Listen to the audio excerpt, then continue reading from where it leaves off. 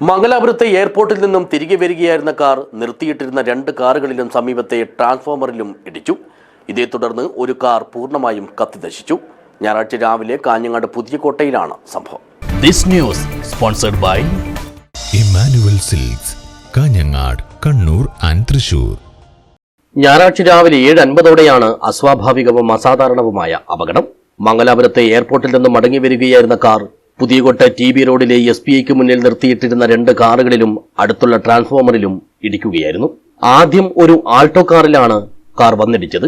പിന്നാലെ തൊട്ടടുത്തുണ്ടായിരുന്ന ഡ്രൈവിംഗ് സ്കൂളിന്റെ കാറിനെയും ഇടിച്ചു നീക്കിപ്പോയി മുന്നിലെ ട്രാൻസ്ഫോമറിൽ കൊണ്ടിടിപ്പിക്കുകയായിരുന്നു. ഇതിൽ നിന്നും തീപ്പൊരി വീണതിനെ തുടർന്നാണ് ഡ്രൈവിംഗ് സ്കൂൾ കാർ കത്തിനശിച്ചത്. സംഭവം ശ്രദ്ധയിൽപ്പെട്ടയുടൻ തന്നെ പരിസരവാസികൾ അടുത്തുള്ള അഗ്നിരക്ഷാസേനയെ വിവരമറിയിച്ചു.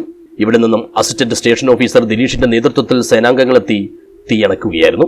Senior fire and rescue officer Ganesan Kidattunkara, fire and rescue officer driver Premkumar, fire and rescue ഓഫീസർമാരായ അജിത്, അതുൽ, വിഷ്ണു എന്നിവർ രക്ഷാപ്രവർത്തനത്തിൽ പങ്കെടുത്തു. അധികം വൈകാതെ KCB ജീവനക്കാർ സ്ഥലത്തെത്തി തകരാറിലായ വൈദ്യുതി ബന്ധവും പുനഃസ്ഥാപിച്ചു. News bureau, Kanhangad.